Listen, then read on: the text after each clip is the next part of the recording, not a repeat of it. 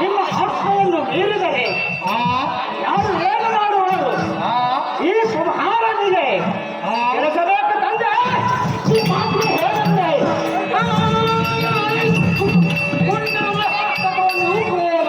ಖಂಡಿಸುವ ಒಕ್ಕಂಡ ಪರಸ್ಪರ್ಯಾದ ಇರುವುದು ನನ್ನನ್ನು ಕಂಡ ಕಳವೆ ಕಂಡ ಕಳೆದೆ ಓಡುತ್ತಿರುವವರು ಕಂಡರೆ ಮಾಡಿದ ತಪ್ಪಿಗಾಗಿಯೇ ಈ ಅಂಗತೆಯನ್ನು ಕಳೆದುಕೊಂಡು ಕಪಿ ಸೈನ್ಯಗಳ ಯುದ್ಧಕ್ಕೆ ಸಿದ್ಧನಾಗಿ ಬಂದಿರುವಂತೆ ಅವನ ಗರ್ವವನ್ನು ಮುರಿಯುವುದಕ್ಕಾಗಿ ನನ್ನನ್ನು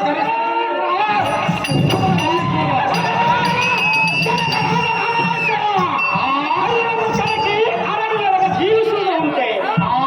ಸುರಪತಿಯನ್ನು ಬಂಧಿಸಿ ಈ ಅರಿಕರಿ ಸಂಕೀರ್ಣನಾದ ನಿನ್ನ ಸುಡಲು ಕರಕುವ ಬೃಂದದಲ್ಲಿ ಮರಣತನದಿಂದ ಕಪಿಗಳನ್ನು ಕಟ್ಟಿಕೊಂಡು ಶರಣಿಯನ್ನು ದಾಟಿ ಬಂದ ಆ ರಾಮನು ಏನು ಮಾಡುವನು? ಅವರ ಪರಿವಾರವು ಅವರ ಶರಣರ ಸವರಿ ನೈ ನಾಯಿಗೆ ಮಾಂಸದ ರುಚಿಯನ್ನು ತೋರಿಸಿ ಬಿಡುವರು.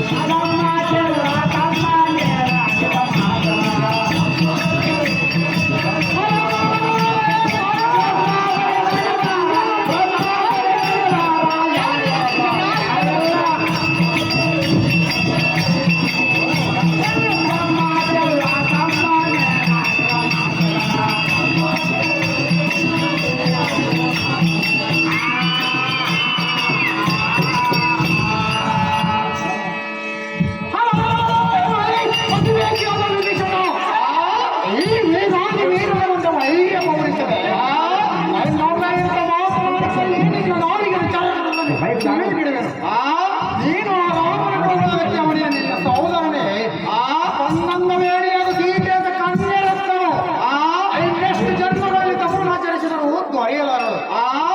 ಇಂಥ ಉನ್ನತ ನಾರಿ ರತ್ನವನ್ನು ಬಿಡುವು ಎಂದು ಹೇಳುವುದಕ್ಕೆ ನನಗೆ ಮತಿಭ್ರಮಣೆಯಾಗಿದೆ.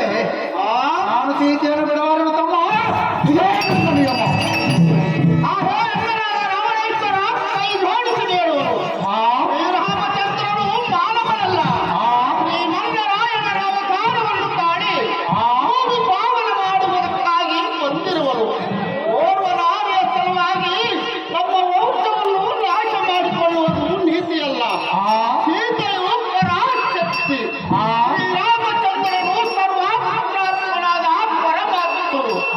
ಅಖಂಡವಾದ ಲಂಕಾಶ್ರೀಯಲ್ಲಿ ಬಾಳಣ್ಣ ನೀನೇ ಮುಕ್ತಣ್ಣ. ರಾಜರಾಜೇಶ್ವರನಾದ ನನಗೆ ನೀನು ಯಾವ ನೀತಿಯನ್ನು ಹೇಳಬೇಕು? ಮಾನವ ಕುಲ ವೈರಿಯಾದ ರಾಮನನ್ನು ಏಕೆ ನನ್ನ ಮುಂದೆ ಬರಬೇಕು? ಸ್ವಾಮಿಗಳಿಗೆ ತಪ್ಪವನ್ನು ಕುರಿತಂತೆ ನನ್ನ ಹೃದಯಾಜ್ಞೆಯನ್ನು ಏಕೆ ನಂದಿಸಬೇಕು? ನನಗಾಗಿ ಕೊಡಬೇಕೆಂದಿದ್ದ ಸೀತೆಯನ್ನು ಆ ರಾಮನ ಧನುರ್ಭಂಗದ ನೆಪದಲ್ಲಿ ಕೈ ಹಿಡಿದನು. ಆ ಕೋಪದಲ್ಲಿ ಶಾಂತವಾಗದಿರುವಾಗಲೇ ತಂಗಿಯಾದ ದುರ್ಮನಕಿಯರ ಮಾನವಂದ ಸಹಿಸಲಾರೆ. ಆ ಸಂತಾನ ಶಮನಕ್ಕಾಗಿ ನಾನು ಸೀತೆಯನ್ನು ಅಪರಿಸಿದ್ದೇನೆ ತಮ್ಮ.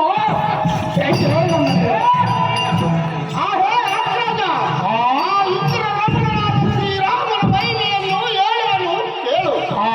ವರಹನಾಗಿ ಹಿರಣ್ಯಸ್ಥನನ್ನು ಸಂಹರಿಸಿದಳು. ಶಿವನಾಗಿ ಹಿರಣ್ಯ ಕಶಪನನ್ನು ತಿಂದನು. ರಾಮನ ಅವತಾರವನ್ನು ತಾಳಿ ಚಕ್ರವರ್ತಿಯನ್ನು ಪಾತಾಳಕ್ಕೆ ತುಳಿದನು. ಪರಶುರಾಮನ ಅವತಾರವನ್ನು ತಾಳಿ ಅರ್ಜುನನ್ನು ನಾಶ ಮಾಡಿದಳು. ಈಗ ಶ್ರೀರಾಮನ ಅವತಾರವಾಗಿ ಬಂದಿರುವನು. ಸರ್ವಲೋಕ ಸೃಷ್ಟಿಕರ್ತನ ದೋಷ ಕಟ್ಟಿಕೊಂಡು